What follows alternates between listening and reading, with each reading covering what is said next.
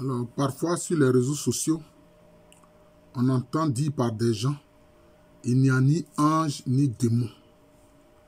C'est-à-dire qu'ils nient l'existence des anges et des démons. Concernant l'existence des démons, je vais faire un autre enseignement sur ça. Mais pour l'instant, cet enseignement vidéo, je m'adresse à ceux qui nient l'existence des anges. Alors bon, pour les croyants, c'est une évidence. Pour les croyants, c'est une évidence.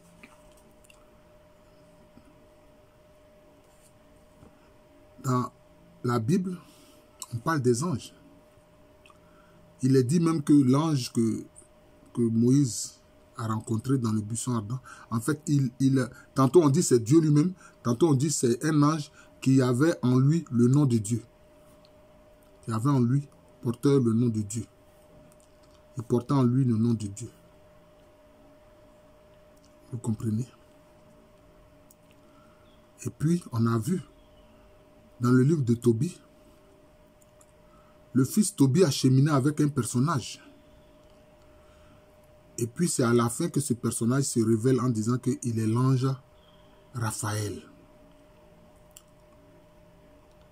Toujours dans l'Ancien Testament, je crois que je ne sais pas si c'est le prophète Ézéchiel, je crois que c'est le prophète Ézéchiel, vous pourrez me préciser cela.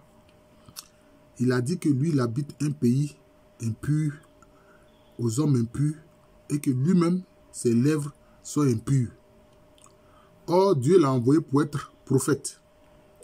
Et il y a un ange qui a pris une braise sur l'autel.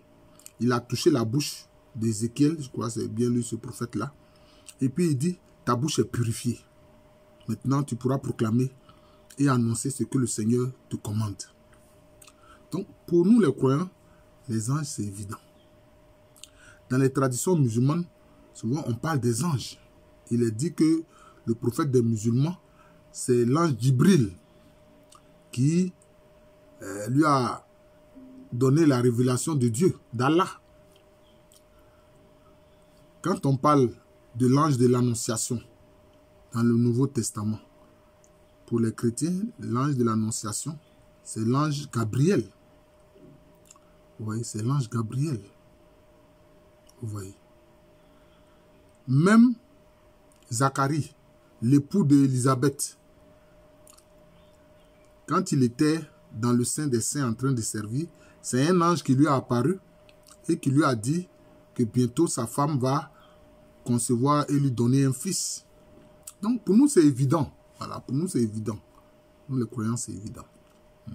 Quand Pierre était en prison, c'est l'ange qui est venu le délivrer de ses chaînes et qui l'a fait sortir alors que la prison restait fermée. Sa cellule restait fermée, la prison restait fermée, etc. Donc pour nous c'est évident. Mais je m'adresse à ceux qui nient l'existence des anges. Parce qu'en réalité, les anges sont porteurs de quoi? Ils sont porteurs d'un attribut de Dieu. Chaque ange est porteur d'un attribut de Dieu. Chaque ange là est porteur d'un attribut de Dieu. C'est comme ça. Par exemple, quand on dit Raphaël, ça veut dire Dieu qui guérit. Gabriel, Dieu est ma force. Michael, qui est comme Dieu. Uriel, Dieu est ma lumière. Voilà. Et puis maintenant, il y a toute une kyrielle d'anges qui œuvrent selon la volonté de Dieu à propos de différentes choses. Il y a un ange, il y a un ange qui œuvre pour la justice, il y a un ange qui œuvre pour la paix, il y a même l'ange de la mort. Mais je pense que tout ça, ça peut être aussi disons des groupes d'anges. Voilà. Il y a des groupes d'anges qui servent un attribut de Dieu. Voilà. C'est comme ça. Il y a des groupes d'anges qui servent la volonté de Dieu. Par exemple, là, les anges de la mort, l'ange de la mort, bon, c'est le principal, mais il y a tout un groupe qui œuvre à cela.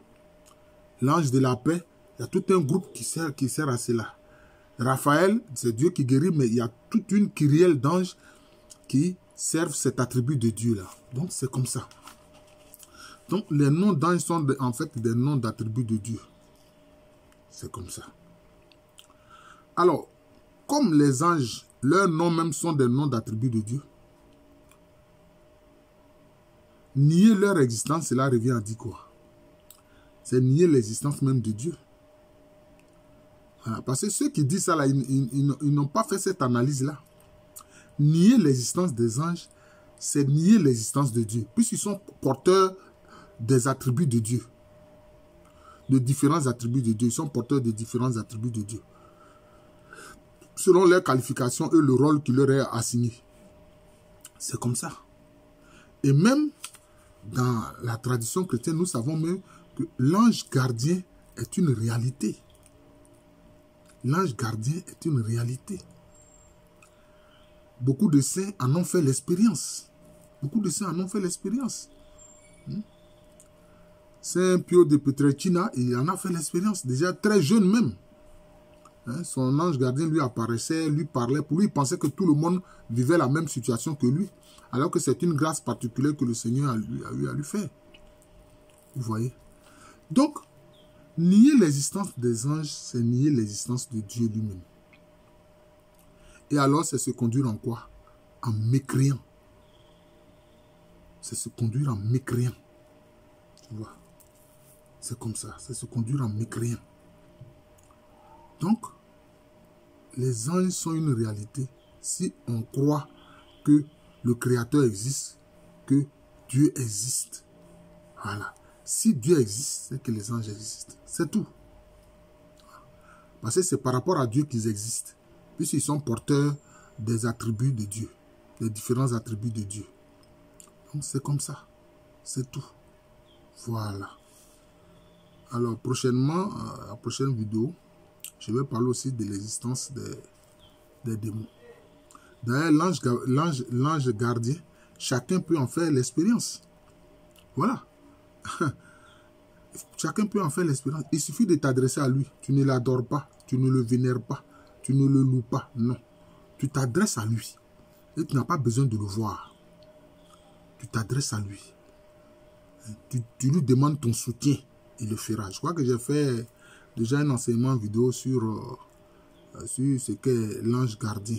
Voilà.